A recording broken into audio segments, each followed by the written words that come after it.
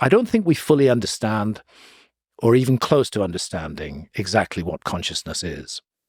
And I remain open to two possibilities: that consciousness is generated by the brain, is made by the brain in the way that a factory makes cars. But I also am open to the possibility that the brain is a receiver of consciousness, just as a television set is the receiver of television signals.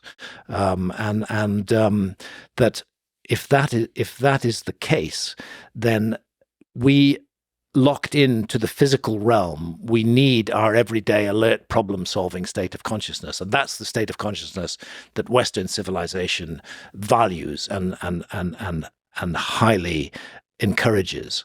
But these other states of consciousness that allow us to access alternative realities are possibly more important.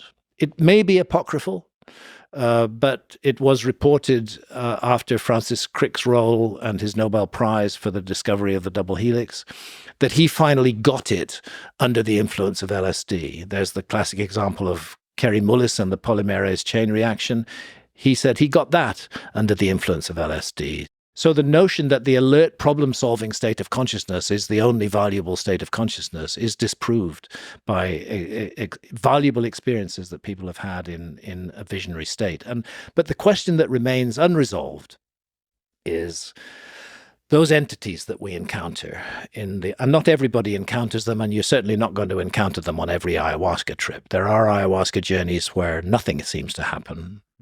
I suspect something does happen, but it happens at a subconscious level. I know that shamans in the Amazon regard those trips where actually you don't see visions as amongst the most valuable. And they say you are learning stuff that you're not remembering, but you're learning it anyway.